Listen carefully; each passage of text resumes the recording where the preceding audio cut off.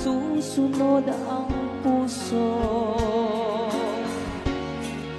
Sana'y maaaring ibalik ang kahapon at doon makislan na ang pag-ibig mo.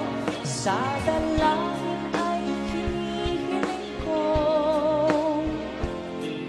lumakad sanang pabalik ang panahon.